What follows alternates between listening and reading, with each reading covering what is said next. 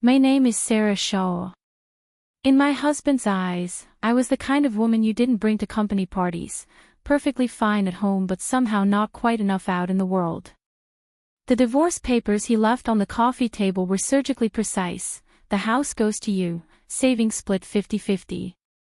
Fair. So scrupulously fair it felt like a blade sliding between my ribs. I didn't sign them. Instead, I applied to his company behind his back and took a grunt-level job at $4,500 a month before taxes. I wanted to see with my own eyes what the man I'd shared a bed with for 3 years actually looked like in the place where he spent all his real hours. I wanted to understand what, exactly, our marriage had lost to. My second day on the job, there was an all-hands meeting. He stood on stage, one arm draped around the shoulders of his executive assistant, and announced her promotion to Chief Operating Officer. The room erupted in applause. And I clapped too, harder than anyone, louder than anyone, a smile stretched wide across my face. When his gaze swept the room and landed on me, every last drop of color drained from his face. That was the moment I knew, the truth about our marriage was finally going to surface, and I was going to be there to watch it rise.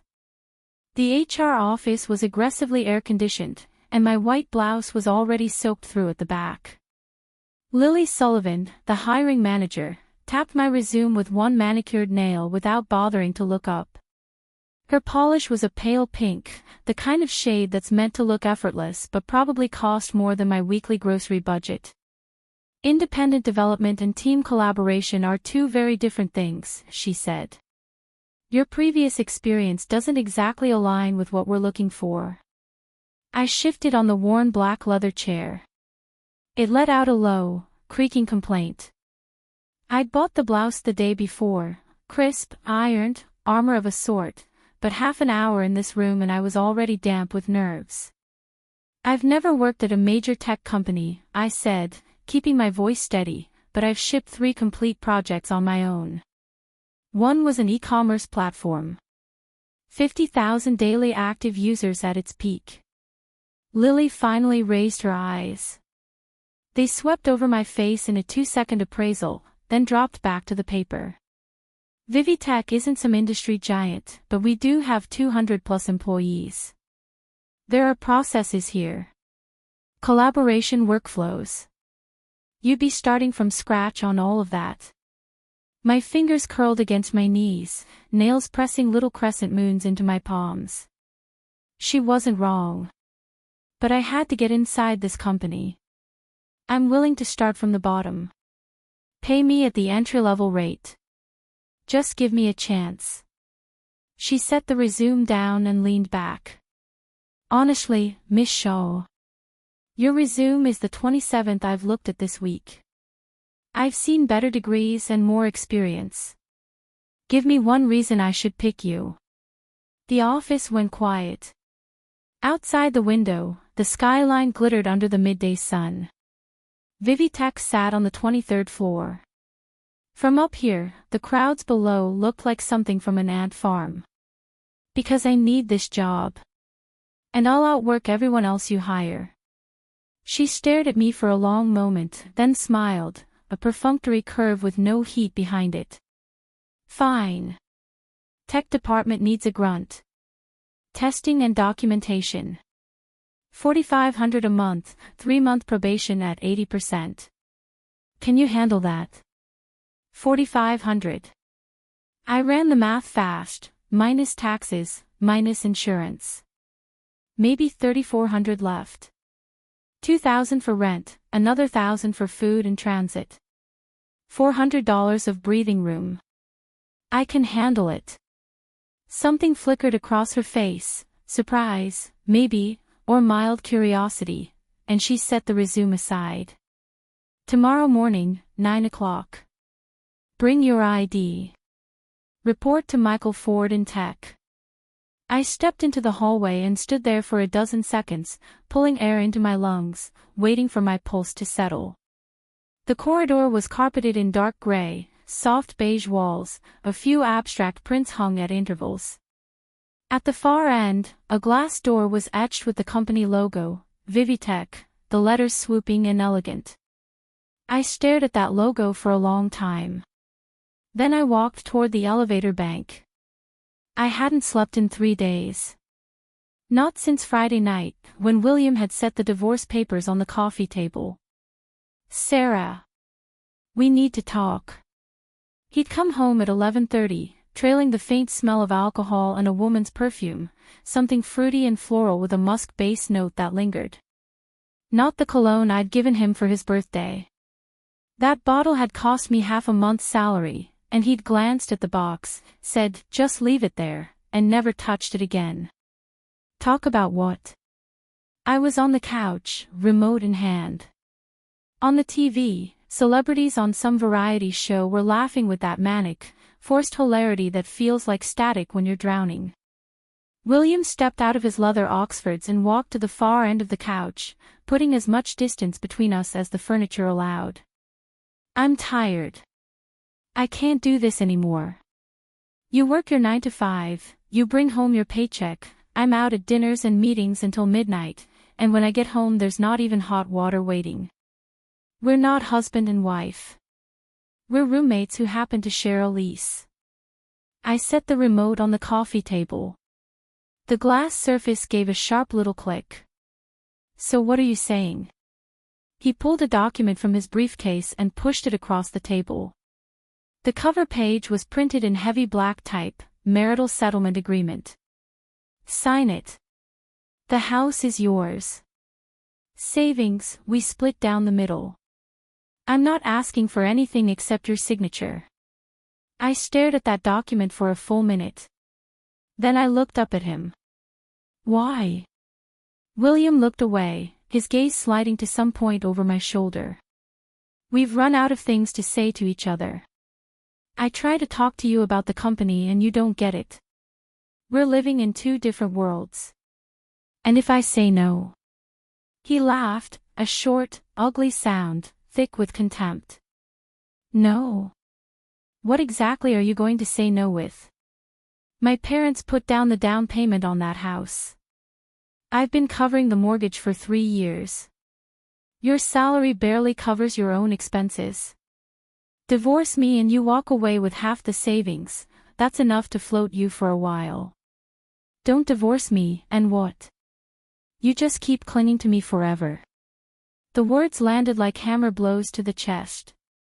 I opened my mouth to respond, but something had closed up in my throat. He got up and headed toward the bedroom, pausing at the door. "The papers are there. Think it over. I'm traveling next week. Give me your answer when I get back." The bedroom door clicked shut. A small sound. To me, it was deafening. I'd lived in this city for 6 years, ever since I arrived after college at 22. I met William 5 years ago, back when he wasn't a CEO, just a mid-level manager in the marketing department. It was at a friend's birthday party. He was wearing a white button-down with the sleeves rolled up, and when he laughed, his eyes crinkled at the corners. I fell for him right then, that fast, that hard. I chased him for 6 months before he agreed to give us a shot. 2 years of dating, 3 years of marriage. 5 years. Enough time to change everything. He climbed from marketing manager to director to vice president. Last year, when the old CEO retired, William was the unanimous pick to take the helm. And me? I was still an engineer at my old company, my salary inching from $55,000 to $75,000 a year. It sounded decent until you stacked it against his. He was making 10 times what I made. I never asked. I was afraid to know. The morning of my first day, the subway was a crush of bodies. I was wedged into a corner while a girl next to me watched a drama on her phone, volume cranked high. I stared out the window at the tunnel walls rushing past, the light strobing in the darkness. It matched my mood, a queasy mix of anxiety, dread, and a thin, humiliating vein of shame. Yes, shame. Sneaking into my own husband's company, starting at the absolute bottom, lying to everyone around me. But I didn't have a choice. If William found out I was applying, he'd have HR kill my application before it ever reached a hiring manager. If his employees ever discovered the CEO's wife was working a $4,500 a month grunt job, it would destroy him. So I had to keep it buried. Vivitech occupied the 23rd floor of the Global Financial Center. I stepped out of the elevator and faced the glass doors. The receptionist flashed me a professional smile. "Good morning. How can I help you?" "I'm a new hire, reporting today. Miss Sullivan in HR told me to find Director Ford." She checked her computer and handed me a temporary access card.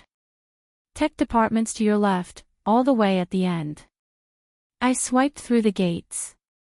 The office was sprawling, an open floor plan with rows of workstations, most still empty. I walked past conference rooms with glass walls, past break areas with expensive espresso machines, until I reached the far end of the floor.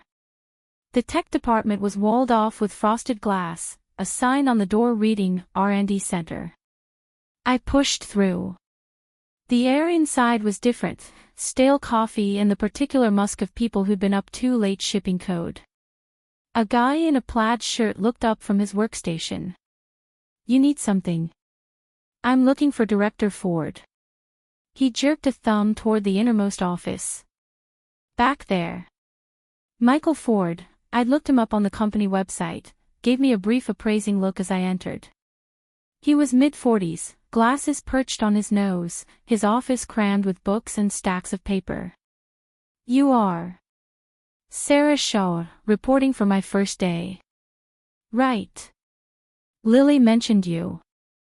Have a seat." He gestured at a molded plastic chair, the kind designed to keep meetings short. "Lily told you what the job entails?" "Testing and documentation." He grunted. "We've got a new project ramping up. Timeline's tight, we're short on testing headcount. You'll start with functional testing and take meeting minutes. It's a little all over the place. You okay with that?" "I'm okay with that." He pulled a form from a drawer. "Your workstation is number 37. HR will email your account credentials. If you've got questions, ask the person next to you." Then, as I was turning to leave, "One more thing. You used to be a developer, right?" "That's right. Independent development." "Yeah." He nodded and didn't push further, but I caught a flicker of something in his expression, bemusement, maybe. An independent developer, working testing and documentation. It was a waste. I didn't care. I wasn't here to showcase my skills. I was here to stay close to William. Workstation 37 was in a corner by the window. The computer was a new Dell business machine. I powered it up and was deep in the employee handbook when a voice cut in from my left. "New." A young guy, mid-20s, black-framed glasses, slouched in the neighboring workstation. "First day. I'm Sarah Shaw. Henry Walker. I do front end." He gave me a quick head-to-toe scan. "What's your role?" "Testing and docs." "Ah." A micro-flicker of condescension, quick but unmistakable. Testing and documentation were the bottom of the tech department food chain, the stuff you handed to fresh grads. "Well, take your time settling in."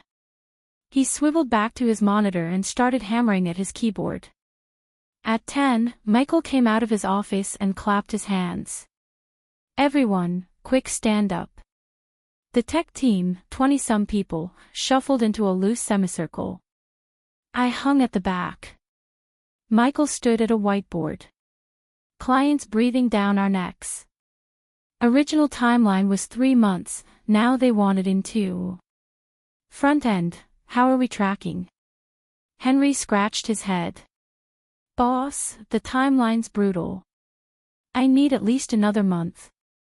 2 weeks. 2 weeks is 2 weeks, Henry.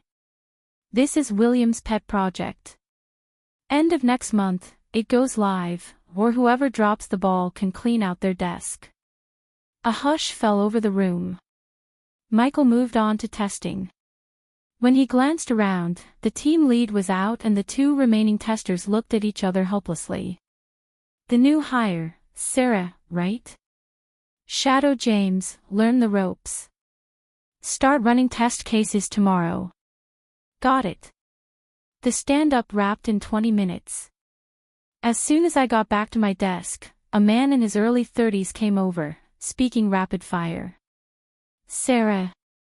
I'm James Lee, testing lead. Director Ford told me to get you up to speed. He pointed to a row of machines in the corner and handed me a thick stack of printed test cases. Read through all of these first. Start executing this afternoon. I'll check in later.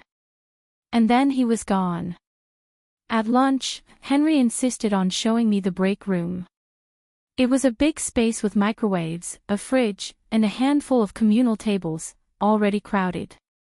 We found 2 seats. What school did you go to? He asked between shoveling rice into his mouth. State University. Oh. A note of self-satisfaction crept into his voice. I went to Carnegie Mellon. Ivy adjacent, you know. I made a noncommittal sound and opened my container.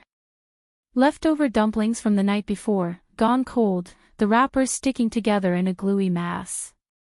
That's all you're eating.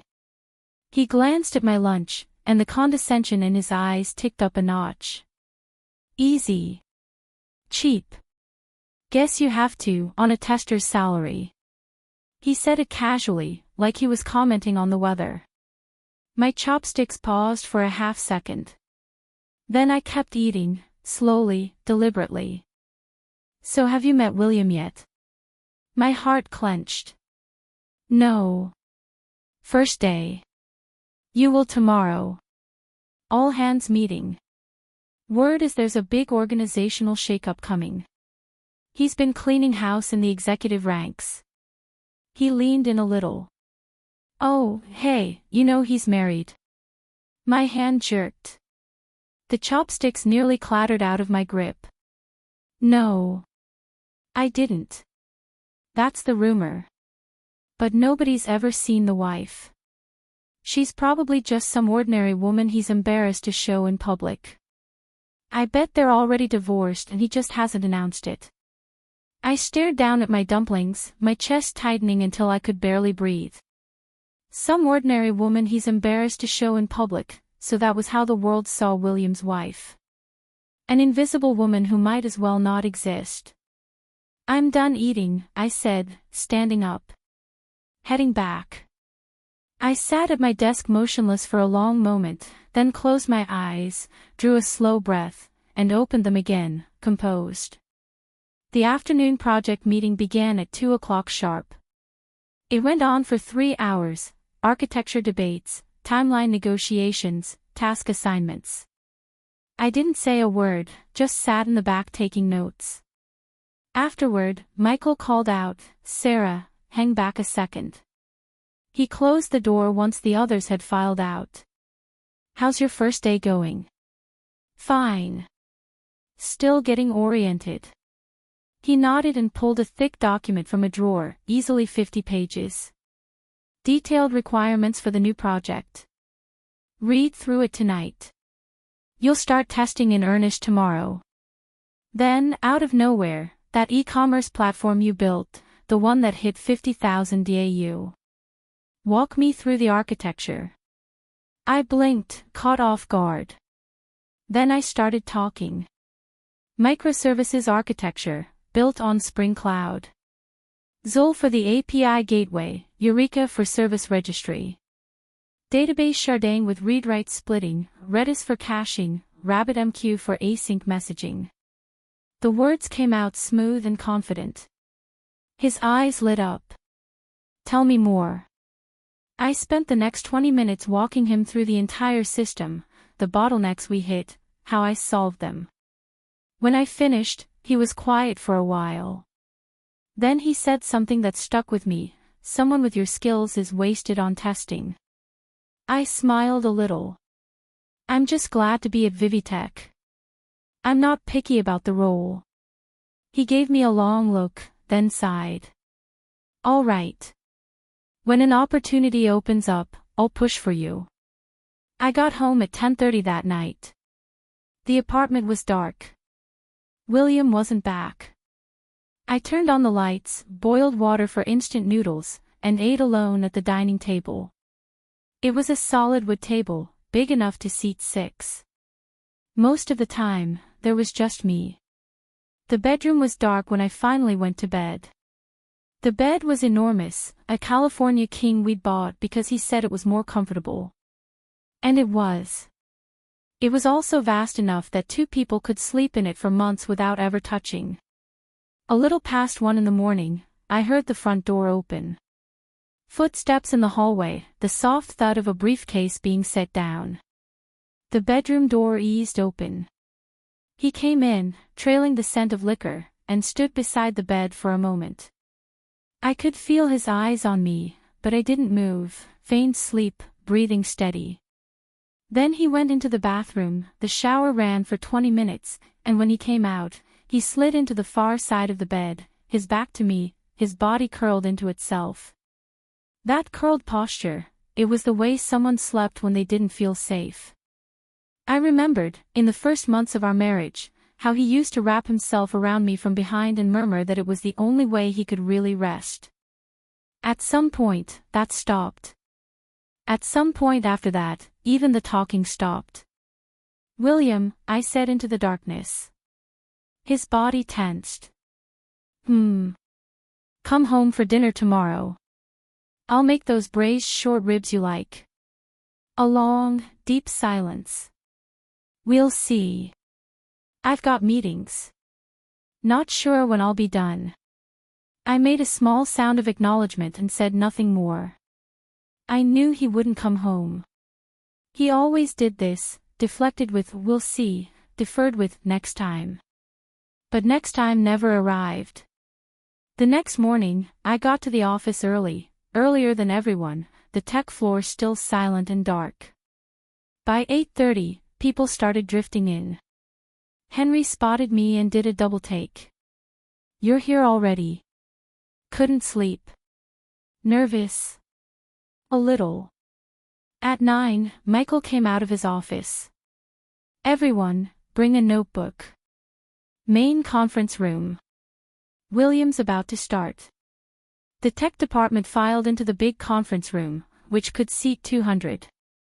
I found a spot near the back. Henry sat beside me. He always makes a production out of these things. Word is he's going to announce the new COO. At 9:30, the doors opened. A small group entered, led by William. He was wearing a deep navy suit, his hair impeccably combed, and his presence was so commanding that the room's ambient noise dropped to absolute zero the moment he walked in. From my seat in the back, I watched him. This was the first time I'd ever seen him from this angle. On stage, he was the radiant CEO, master of all he surveyed. In the audience, I was nobody. An entry-level grunt, invisible in the crowd. He stepped up to the lectern. Good morning, everyone. I've called this meeting to announce several important organizational changes. He swept his gaze across the audience. When his eyes reached the back row, they stopped, just for a split second. My heart seized. He'd seen me. The pause was no longer than a heartbeat, but it was there. Then his gaze moved on. First, I want to thank all of you for your dedication this past year. The company grew 30%, and that growth belongs to everyone in this room. Standard CEO preamble. I watched him, this man I'd slept beside for 3 years, and he felt so distant he might as well have been a stranger on a screen. Second, a few personnel changes. Michael Ford, currently Director of Technology, is promoted to VP of Technology, overseeing all R&D. Applause. Michael stood and nodded.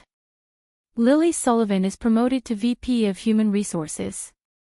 More applause. My palms were sweating. I could feel it coming. William set down his notes. Finally, and most importantly, he paused, his gaze shifting toward the conference room doors. The doors opened. A woman walked in. Early 30s, wearing a cream-white blazer and pencil skirt, her hair swept up in an elegant twist. Beautiful. Polished. The smile on her face was easy and confident, the smile of someone who knew she belonged on that stage. Jessica Taylor. William's executive assistant. I'd met her a few times over the past 3 years. Whenever William came home too drunk to function, she was the one who brought him, guiding his swaying body through the front door, offering me a polite nod, steering him into the bedroom. I'd assumed, back then, that it was just part of her job. Now I watched her walk onto the stage and take her place at William's side. He smiled at her, a smile I recognized intimately. Trust. Ease.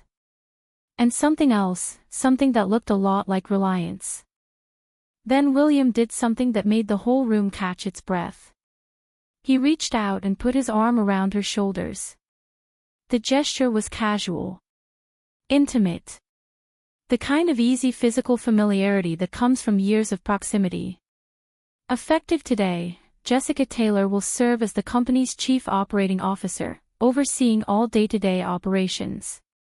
William's voice carried through the speakers, calm and authoritative. From now on, her word is my word. Her decision is the company's decision. A beat of silence. Then applause, scattered at first, then swelling, filling the room. And in that moment, I laughed. A quiet, private laugh that no one around me could hear. I thought about the text he'd sent the night before, *board dinner tonight. Not coming home, *, so that was the board dinner. He was busy celebrating. Celebrating Jessica's promotion.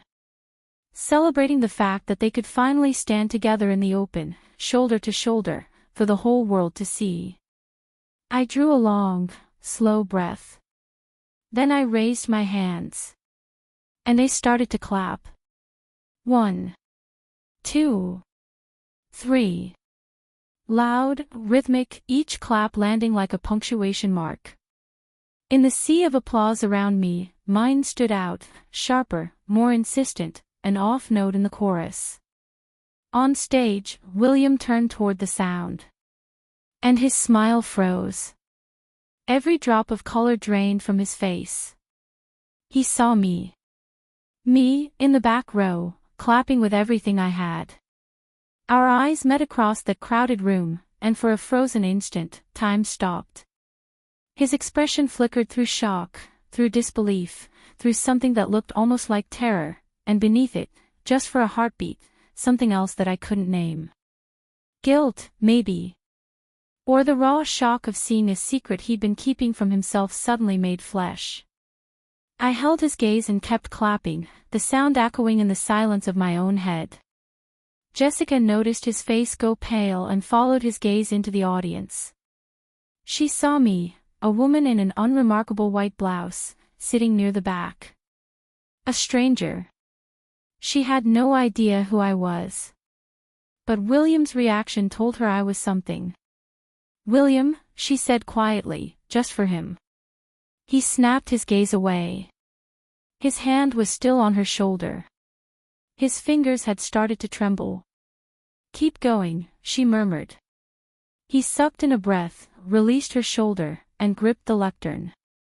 His hand was shaking, a fine tremor I could see even from the back row. "Those are all the personnel changes I have to announce today." Meeting adjourned. The last word had barely left his mouth before he was off the stage, moving fast, almost fleeing, his leather-soled shoes thudding dully against the carpet. Jessica followed, a step behind. The door closed behind him with a soft, final click. The conference room stayed quiet for a few heartbeats. Then the murmuring started, swelling like water coming to a boil. "Did you see that?" He looked like he'd seen a ghost. "I think it was that woman in the back. The one clapping really loud." Tech department, I think. Sarah something. Started yesterday. You think she knows William? I sat motionless in my seat, aware of the glances flicking toward me. Sarah. Henry leaned in, his eyes gleaming. Do you know William? No. My voice came out so steady I barely recognized it. Maybe I clapped too loud.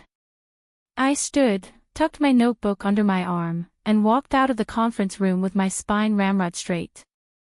The CEO's office was at the end of the corridor, an entire wall of floor-to-ceiling windows overlooking the financial district. I learned later that William practically sprinted there, locked the door behind him, and leaned against it, his chest heaving. What was I doing here? When had I gotten in? How had he not known? A knock on the door. Jessica's voice, William. He forced himself to breathe. Come in. His voice was almost normal again. Jessica entered, closing the door behind her. She crossed to him and studied his pale face. That woman. You know her. William turned away and walked to the window. The sun was blinding, but he felt no warmth, only a cold that radiated from somewhere deep in his chest. I don't. Really? Her voice was flat with disbelief. Then why did she look at you like that? You imagined it. A note of irritation crept into his tone. Jessica was silent for a moment. Then she stepped behind him and rested her hands lightly on his shoulders. William. There shouldn't be secrets between us. His body went rigid, a muscle jumping in his jaw. He wanted to pull away. He didn't. I'm serious. I don't know her. It was a flimsy explanation, but Jessica didn't push. She knew him too well. When he didn't want to talk, there was no force on earth that could pry a word out of him. Fine. Get some rest. After she left, William collapsed into his chair, his back drenched in cold sweat. He pulled out his phone and stared at my contact information, his thumb hovering over the call button. He couldn't bring himself to press it. What would he even say? The screen dimmed and went dark. Forget it. He'd deal with it after work. No one could know I was his wife. Back at my desk, I opened my laptop. The screen lit up with the test plan I'd written the night before. I stared at the words without absorbing any of them. All I could see was William's face, shocked, off balance, cornered. So he could be rattled. Sarah. James Lee was standing beside my workstation, his expression guarded. Director Ford wants you in his office. Now. Michael was seated behind his desk, his face set in hard lines. That was quite the round of applause you gave at the meeting. My stomach tightened, but I kept my expression even. I thought it deserved enthusiastic support. He leaned forward, planting his forearms on the desk. I'm going to be straight with you. It looked deliberate. It looked like you were trying to get his attention. I told you yesterday you've got real technical chops. That doesn't mean you get to pull stunts. William is the CEO. You're a new hire in an entry-level role. Making him look bad in front of the entire company, what exactly were you thinking? I wasn't trying to make anyone look bad. Sarah, I don't know what personal history exists between you and William, and frankly I don't want to know. But this is a workplace. Keep your head down, do your job, and don't create drama. I'll let today slide as a rookie mistake. But if anything like it happens again, you'll clear out your desk yourself. Understood. I looked at this man who just yesterday had told me I was wasted on testing. His eyes were stern now, the sympathy gone. Understood. That evening, I got home at 8 o'clock on the dot. William was already there, sitting on the couch in his loungewear. A glass of water sat on the coffee table, untouched, the condensation long since evaporated. When he heard the door open, He looked up. His eyes were cold. Sit down. I set my bag aside and sat across from him, on the edge of the cushion, spine straight. All right. Explain. Explain what? Don't play dumb. Why are you at 𝐒𝐓𝐿𝐼? And that stunt you pulled at the meeting today, were you deliberately trying to humiliate me? I'm there to work, I said, my voice almost conversational. Work? He let out a disbelieving laugh. Sarah, do you have any idea what that place is? It's my company. And you just show up, without telling me a thing. Because if I'd told you, you would have blocked it. That stopped him. He opened his mouth, but no words came out. Because I was right, and he knew it. So you went behind my back. His voice climbed. Do you have any idea how mortifying that was? A room full of people, and you're there clapping like that, practically shouting that you and I have a connection. That's exactly what I wanted. He went completely still. What? I wanted you to know I was there. I wanted you to know your wife was sitting in the back row, at the very bottom of your company. I wanted you to know that while you were up on that stage with your arm around another woman, announcing her as your new COO, your wife was watching from the audience. The air in the room solidified. The only sound was the clock on the wall, ticking. His face cycled through white to red and back to white. Sarah, you. What? I laughed, but it was a bitter, hollow sound. William, we've been married 3 years. Do you remember how many meals we've eaten together? Do you remember the last time you told me something true? He looked away. I'm busy. The company. Too busy to come home. Too busy to talk to me. Too busy to do anything except get cozy with your assistant. The last sentence came out soft, almost gentle, but it hit him like a fist. His head whipped back around, eyes blazing. That's insane. Jessica and I have a purely professional relationship. Professional. I pulled out my phone and opened the photo I'd taken at the meeting that morning. He was on stage, his arm draped over her shoulders, the two of them beaming at each other. I held the screen up to his face. He went pale. You took a photo. That's right. Because without proof, how would I ever believe my husband was that intimate with another woman? Tell me, William, what kind of professional relationship requires you to put your arm around her like that? He bit his lips so hard I thought it might bleed. Sarah, let me explain. Explain what? That she's just a colleague. That you only put your arm around her because you were happy. For 3 years, every time you came home drunk, it was Jessica who brought you. Every business trip, she was with you.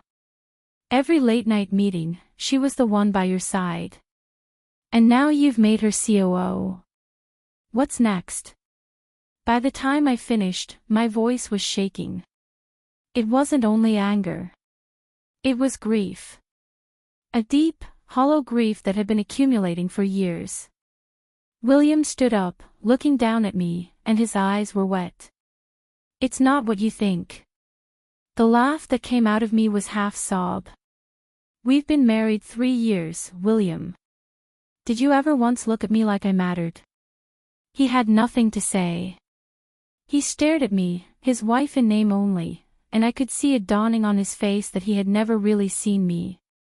He didn't know what foods I liked. He didn't know if my job was hard or easy. He didn't know what I thought about when I sat alone at that dining table night after night. All he knew was that I made $75,000 a year, that I worked a boring 9 to 5, that I wasn't impressive enough to be his equal. So he'd iced me out. And when that didn't make me disappear, he tried to divorce me. Sarah. Let's get divorced. He said it quietly this time, with an exhausted finality. Fine. He blinked. You agree? I agree. But I have one condition. Let me stay at 𝐒𝐓𝐻𝐑𝐾 for 3 months. After 3 months, I'll resign. I'll walk away from the house, the savings, everything. Just give me 3 months. He frowned. Why? I want to see how far you'll go. I want to see what kind of performance you and Jessica are going to put on. His face went pale again. Sarah, do you have to make this ugly for everyone? Yes. I want you to know that I see everything you've been doing, and I've been seeing it for a long time. He closed his eyes. When he opened them, his expression had hardened into something cold and businesslike. Fine. 3 months. You stay in your lane, you don't cause trouble, you don't breathe a word about who you are. 3 months from now, you resign, you sign the papers, we're done. Deal. I stood up and walked toward the bedroom. Where are you going? He called after me. To sleep. I have work tomorrow. Don't forget, right now, I'm your employee, boss. I put a caustic weight on the last word, and I saw it land. The bedroom door closed behind me. Click. He told me later that he stood alone in the living room, staring at that door for a long time, and then he slowly sank into a crouch, wrapped his arms around his knees, and cried. He said he didn't know why he was crying, for the wreckage of the marriage, for his own cruelty, for the knowledge that he was losing something he'd never bothered to value until it was already slipping through his fingers. But I didn't know any of that then. I was lying in the dark, staring at the ceiling, and a voice in my head kept asking the same question, is it worth it? Humiliating yourself for a man who doesn't love you, is any of this worth it? I didn't have an answer. The next morning, I got up at 7 and left before William woke. At the office by 8:30. James Lee handed me a sheet of paper the moment I sat down. The issues you logged yesterday, I've forwarded them to the devs. Today you're following up. He lowered his voice. Also, Jessica's coming by the tech department later for an inspection. Keep your head down. I nodded and got to work. 8 bugs logged, 5 front-end, 3 back-end. The first 4 were easy, the devs said they'd have patches ready by end of day. The 5th was where I hit a wall, a CSS rendering issue in Internet Explorer. The developer responsible was Henry. I walked over to his workstation. Henry, when can you have this fix ready? He was in the middle of a game, fingers flying over the keyboard. Which one? The IE rendering bug. Oh, that. He didn't look up. IE's a dead browser. Nobody uses it anymore. The client requires IE compatibility. I know. Let me finish this match. I glanced at the clock. 9:45. Can you give me an ETA? 3. 4. I don't know. Just work on something else. Irritation was creeping into his voice now. I didn't move. I stood at his desk and watched him play his game. Henry. I said this afternoon. He slammed his hand on the desk and spun to face me, his voice rising to a shout that carried across the entire office. You've been here 2 days and you're already nagging me. Testers test. They don't tell developers how to do their jobs. Every head in the room turned toward us. My fingers curled against my thighs, but I kept my face composed. Director Ford said all bugs need to be resolved by end of day. If you can't do it, I can escalate to him. You. The office door opened and Michael walked in. What's all this noise? Henry's demeanor flipped like a switch. Director Ford. Just a small disagreement. Michael looked at me. This particular bug has been flagged by the client 3 times, I said. It needs to be fixed today. Michael's brow furrowed. Henry, bug fixed by 3 p.m. If it's not finished, you can stay late and finish it. Henry opened his mouth to argue, caught the look on Michael's face, and swallowed it. Fine, he muttered. I went back to my workstation, but I knew Henry wasn't going to let this go. Sure enough, at lunch, he sat down across from me in the break room. You've got some nerve, you know that. 2 days on the job and you're already running to Michael to tattle on me. I didn't tattle. I'm doing my job. Your job. He snorted. Who do you think you are? In this department, developers are the talent. Testers are the cleanup crew. He said it loud enough that people at neighboring tables glanced over. I set down my chopsticks and looked at him. So you think testing is beneath you? You don't. He tilted his chin up, defiant. I didn't answer. I just looked at him, my gaze steady and unblinking. Something about that calm seemed to unnerve him more than any outburst would have. He picked up his tray and left, shooting me a venomous look as he went. I sat there alone, chewing slowly. At 2 o'clock, Jessica made her appearance in the tech department. She was wearing a cream blazer, her hair in that elegant twist, flanked by 2 assistants carrying laptops. Michael hurried over to greet her. Just checking in on the project, she said. Her tone was casual, her eyes were anything but. She made the rounds, stopping at various workstations. When she reached my desk, she paused. And this is Sarah Shaw, new hire. Started yesterday. She's on testing. Jessica's gaze settled on me, traveling up and down in a frank, evaluative sweep. I met her eyes without flinching. New, she repeated. That's right. She nodded slowly, her expression unreadable, then moved on. But I felt her attention lingering on me long after she'd walked away. At 5, Henry finally submitted the patch. I retested. The issue was resolved. I updated the tracking system and started drafting my daily report. At 6, quitting time, I was about to leave when Henry appeared beside my desk. Sarah. Michael wants to see you in his office. His eyes were flickering, something was off. Michael had left for the day half an hour ago. But I got up anyway. The door to the director's office was closed. I knocked. Come in. Jessica's voice. She was sitting in Michael's chair, legs crossed, a faint smile on her lips. Have a seat. I sat across from her. What can I do for you? I hear you had a productive day.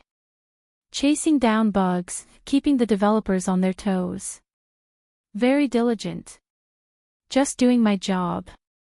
Yes. Your job. She nodded slowly. But sometimes being too diligent isn't a good thing. You're new here, so you may not understand how things work at Vivitech. The most important quality in an employee isn't talent or initiative. It's obedience. People who fall in line get ahead. People who don't create problems for themselves. Do you understand what I'm telling you? I looked at this woman, the woman who had stood on stage with my husband's arm around her, and I read the warning in her eyes as clearly as if it were printed there. I understand. Good. I also heard you clapped rather enthusiastically at the all-hands yesterday. Yes. Why? Because I was showing my support for your promotion. My voice was as level as a frozen lake. She studied me for a long moment, her head tilting slightly, as if she were trying to place the source of a faint, irritating sound. Then she leaned back in the chair.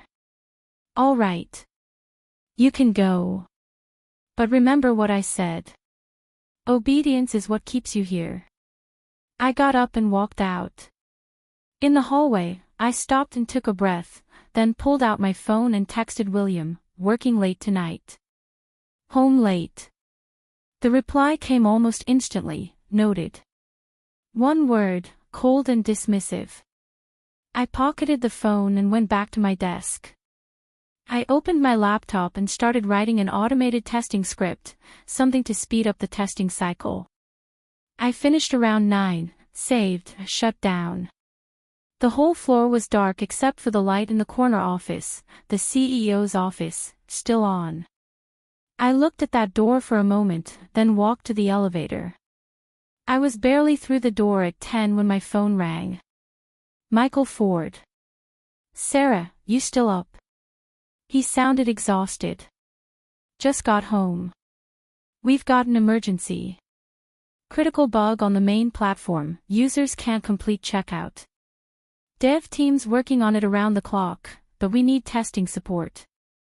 Can you come back in?" I looked at the clock. 10:20. "I'll be there." I dumped the rest of my noodles in the trash and caught a cab back to the office. It was almost 11 when I arrived. The tech department was blazing with light, everyone hunched over keyboards. Michael's face lit up when he saw me. "Thank God. Orders are going through, payment is processing, but the order status isn't updating. Been going on for 2 hours. Customer service phones are melting. Dev found the issue, database deadlock, but once the fix is in, we need full regression testing.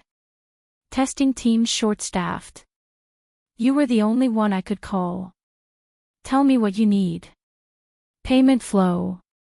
He handed me a test plan. Every user type, every payment method, every transaction amount. I need to know the fix didn't break anything else.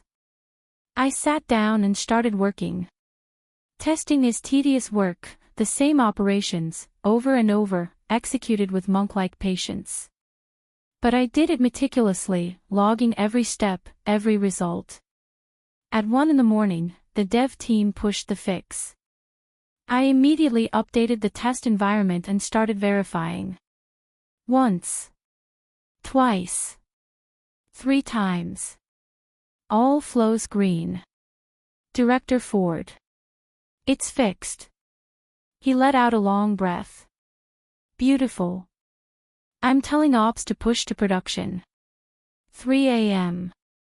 The crisis was over. Everyone in the department looked like they'd been run over by a truck. Michael clapped me on the shoulder. "We couldn't have done this without you tonight. Just doing my job." He stared at me for a beat, then broke into a tired grin. "Sarah, were you really just an independent developer before this? The principles are the same. You just focus on different things." He shook his head, still grinning. "Go home. Get some rest." The next morning, I was at my desk by 7:30, eyes bloodshot, face pale, but my blouse was crisp and my hair was neat. Michael emerged from his office holding a coffee mug and stopped when he saw me. "I told you to sleep in." "Couldn't sleep." I paused. "Does William know about last night?" A flicker of something crossed his face. "Probably. I sent him an email briefing." He replied with one word, "Noted." His tone was complicated. Honestly, his head's not in the game lately. He shook his head, then looked at me. "Go nap in the break room. Come back at 10. That's an order."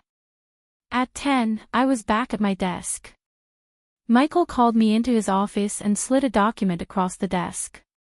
New project. External client, high expectations. They want a full supply chain management system in 2 months. We're short-handed in tech, and I want you on development. I blinked.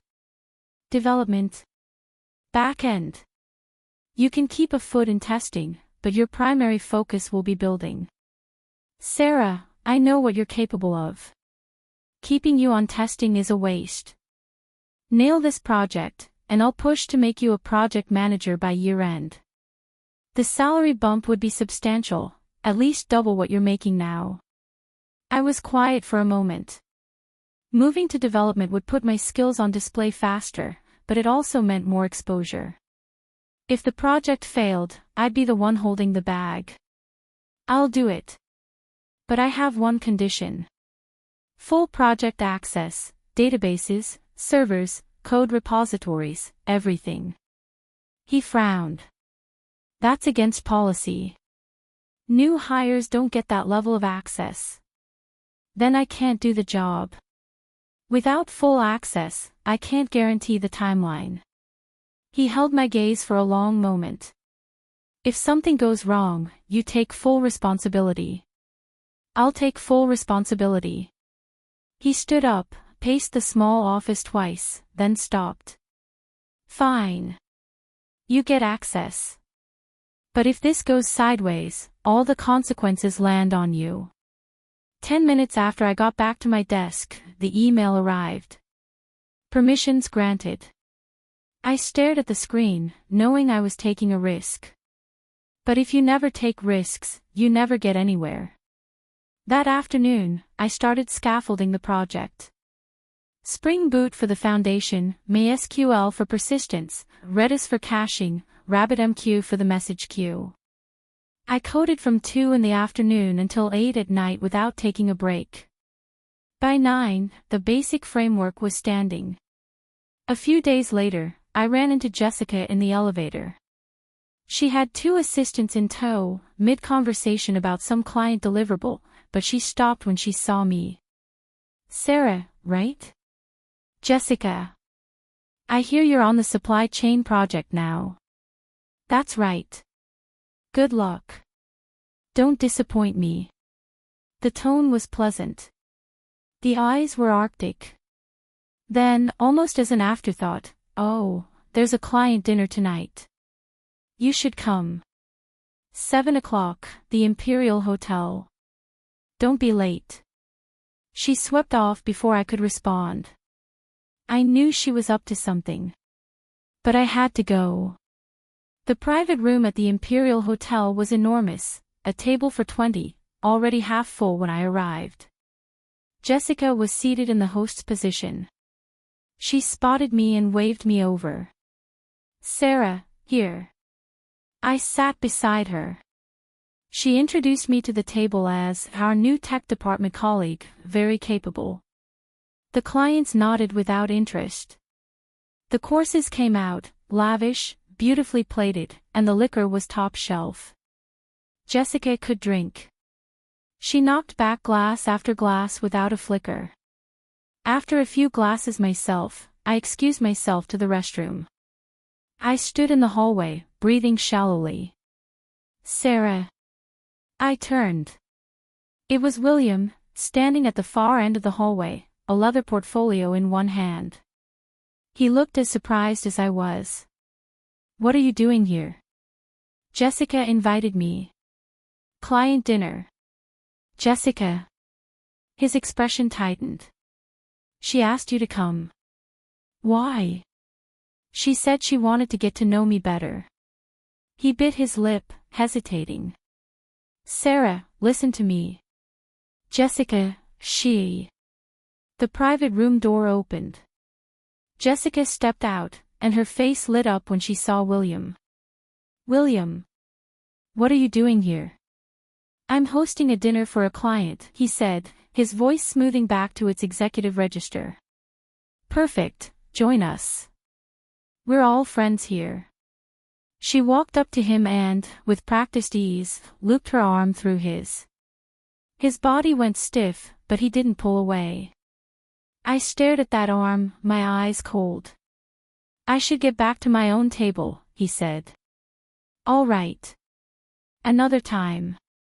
Jessica released him and turned to me. Sarah, what are you doing out here? The clients are waiting. Her tone was sweet, her eyes were not. She glanced at William once more, then disappeared back into the room. The hallway was quiet. Just the two of us. Sarah, stay away from Jessica. Whatever she wants, it's not good. I know. Then why did you come? Because I wanted to see what she'd do. I looked at him steadily. William, what do you know? He looked away, and for the first time I saw something beyond defensiveness in his expression, a bone-deep weariness, the look of a man who'd been managing a situation for so long he'd forgotten what solid ground felt like. Nothing concrete. But she's cunning. You're not in her league. And you? Are you warning me because you're worried about me? Or because you're worried about her? He opened his mouth. Nothing came out. Go back to your client. They're waiting. I turned and walked back into the private room. At the table, Jessica was deep in animated conversation. She gave me a bright smile as I sat down. Sarah. Come, let's do a toast with Mr. Reynolds. I raised my glass. Mr. Reynolds was a heavy-set man in his mid-50s who gave me the kind of once-over that made my skin crawl. So you're the new tech whiz, he said, clinking his glass against mine. Jessica's been singing your praises. Thank you, I said, and drained the glass. He refilled it immediately. So, Sarah, Jessica said, her tone casual, I hear you're working on the supply chain system. Why don't we set up a demo for Mr. Reynolds? See if it's a fit. I went still. Jessica, it's not ready for a client demo. The system hasn't been stabilized yet. That's fine. We can sign a preliminary agreement and iterate from there. She said it as if it were the most natural thing in the world. Something cold settled in my stomach. I saw the trap now. She wanted to sell a half-finished product to a client, and when it fell apart, she'd point the finger squarely at me. Jessica, that would violate company policy. Policy? She smiled, but it didn't reach her eyes. Sarah, in this room, I am policy. If I say it's ready to sell, it's ready to sell. I need at least a month to get the system demo ready. A month is too long. Mr. Reynolds can't wait. Next week. You'll demo next week. That's impossible. Right now it's just a framework. The core features aren't implemented. Then make sure they are. She fixed her eyes on me. Sarah, I'm giving you this project because I trust you. Don't let me down. I need more resources. At least 2 front-end developers, a dedicated tester, a product manager. Right now the team is just me. She was quiet for a moment. Then she smiled again. Fine. I'll give you people. But next week's demo has to be flawless. If it fails, you know the consequences. I understand. The dinner dragged on until past 11. I was pressured into drinking far more than I could handle, and by the end, I could barely walk straight. Jessica arranged a car to take me home. I slumped against the window, watching the city lights stream past. She was setting me up. If I failed, I'd be destroyed. If I succeeded, she'd have another trap waiting. This woman was more ruthless than I'd imagined. But I wasn't scared. I was almost exhilarated. The real fight was finally starting. When I got home, William was still awake, sitting on the couch. He took one look at me swaying in the doorway and his face darkened. How much did you drink? Client dinner. Jessica got you drunk. Sarah, I told you to stay away from her. The anger in his voice was fraying at the edges, revealing something underneath. I opened my eyes and looked at him. William, who are you really worried about? She wants me to demo the new project to a client next week. The project just started. It's impossible. She's setting me up to fail. His face went pale. She said that. Word for word. He opened his mouth, then closed it, looking stricken. Before he could speak, his phone rang. He looked at the screen. Jessica. He hesitated a few seconds, then answered, his voice clipped. I couldn't hear her side, but I could hear him. Yeah. I see. No. Yeah. Goodbye. He hung up, and the hand holding the phone was trembling. What did she say? Nothing. Work stuff. I laughed, and the sound came out too loud in the quiet apartment. She was reporting on me, wasn't she? Saying I performed well at the dinner. Claiming credit. He didn't answer. His shoulders were shaking. Sarah, I'm sorry. I genuinely didn't know she'd go this far. Does that help me now? I pushed myself upright and started unsteadily toward the bedroom. Sarah. His voice stopped me. Don't do the demo next week. I'll talk to Jessica. I'll get someone else to handle it. No. I turned back to look at him. I'm doing it. But. No buts. William, this is between me and Jessica. Stay out of it. 3 months, I meant what I said. When the 3 months are up, I'm gone. Until then, let me fight my own battles. I walked into the bedroom and closed the door. He sat on the couch alone, buried his face in his hands. He told me later he cried for a long time. The 6 days that followed were the longest of my life. Every morning, I was at my desk by 7:30. I didn't leave until 11 at night. Inventory management, procurement, sales, finance, for modules, each of which should have taken at least 2 weeks. I had 6 days. By the 3rd day, my eyes were shot through with red veins and a fine tremor had settled into my hands. By the 4th day, the tremor was constant, but I kept typing. By the 5th day, I was running a fever of 102, washing down fever reducers with cold coffee. On the 5th night, I hit a wall. I had been staring at the same block of code for 40 minutes, my fevered brain unable to trace the logic. The cursor blinked at me, indifferent. I pushed back from the desk and pressed the heels of my hands against my eyes until I saw stars. For the first time all week, a cold, quiet voice in my head said, "*You can't do this. She's going to win. You're going to fail in front of everyone, and it's going to prove everything William ever believed about you, **. I lowered my hands and looked at my phone. My lock screen was still a photo from 2 years ago, William and me on a hiking trail, his arms slung around my shoulders, both of us squinting into the sun, genuinely happy. I couldn't remember the last time I'd seen him laugh like that. I stared at the photo for a long moment. Then I turned the phone face down, flexed my fingers, and started typing again.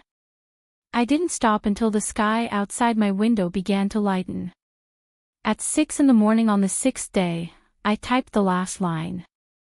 I leaned back in my chair and let out a breath so long it felt like I'd been holding it for days. Done. It wasn't perfect, there were rough edges, technical debt, things I'd do differently with more time, but the core functionality was solid. I stood up, my neck creaking, and went to the bathroom to splash cold water on my face. The woman in the mirror looked like a ghost, hollow-eyed, gaunt, skin the color of old paper. But her eyes were burning. The demo was scheduled for 9 a.m. The conference room was packed, Jessica, William, Michael, a handful of other executives. The client representative sat in the center.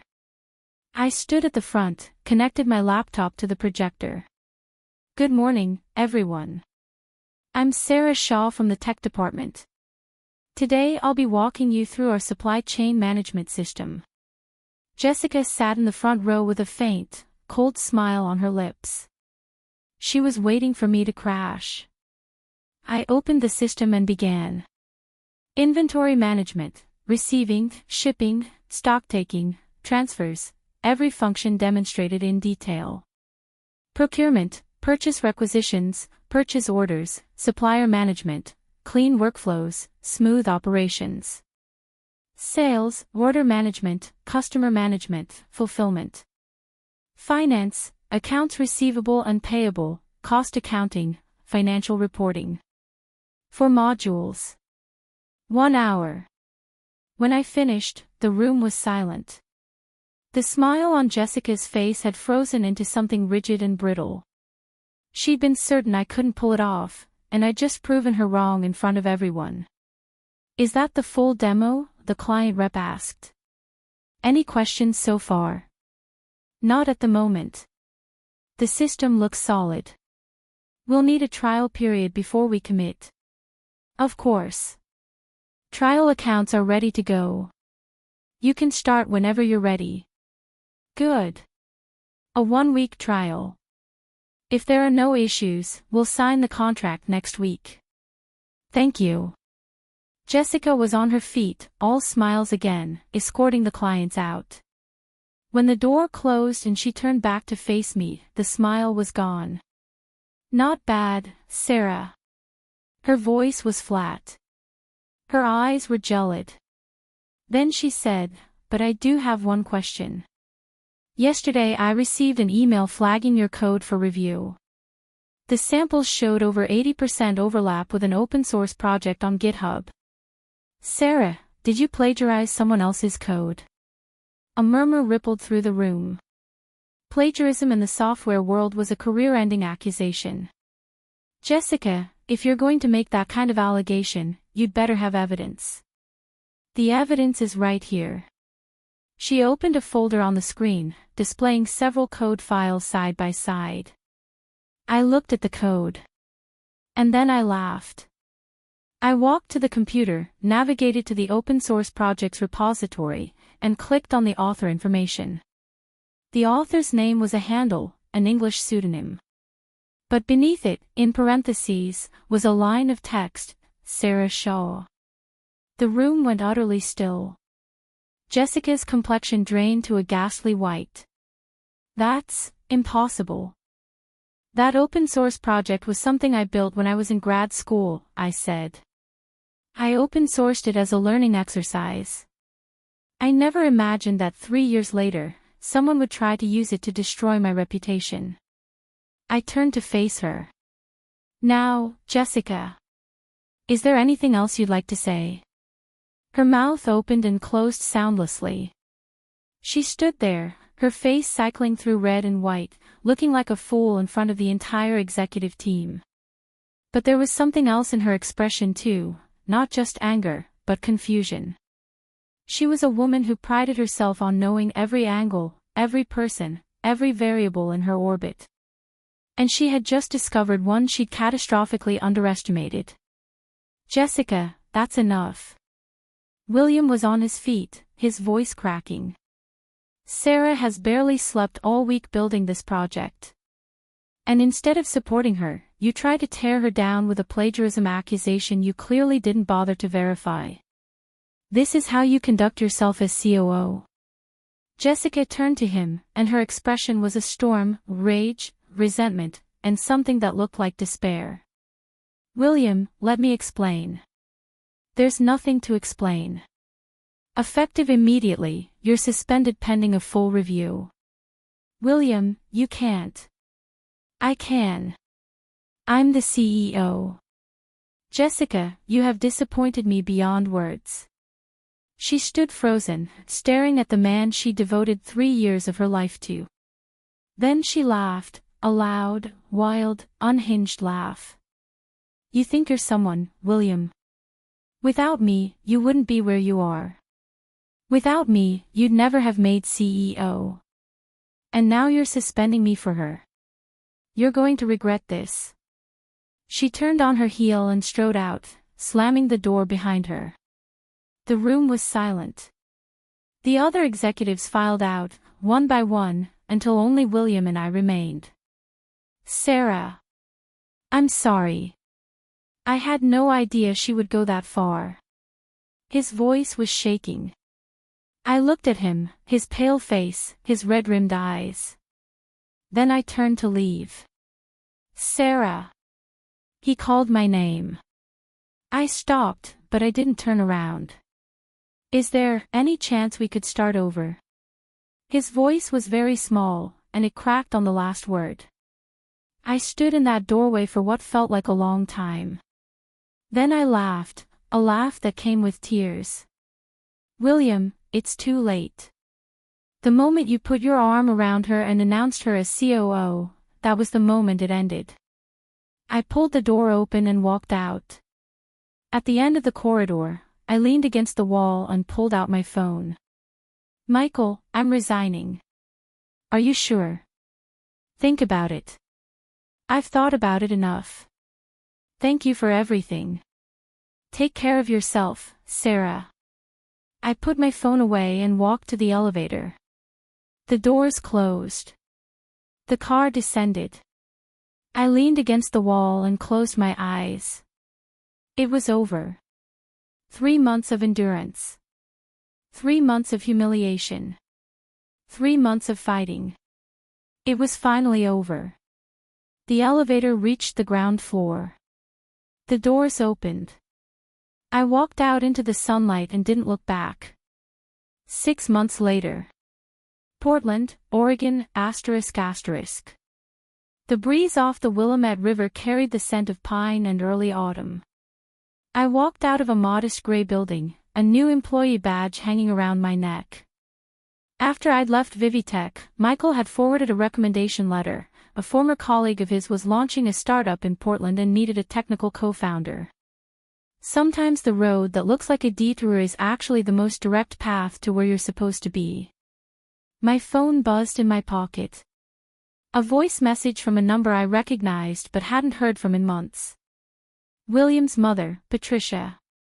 I hesitated, then pressed play. "Sarah, sweetheart, it's Patricia. I know you've started fresh out there, and I won't take much of your time. I just thought you should know, after you left, things came apart. The board reviewed Jessica's conduct. There were things that came to light during the investigation, bad decisions, contracts pushed through without proper oversight. She wasn't charged with anything, but she was let go." William stepped down voluntarily a month later.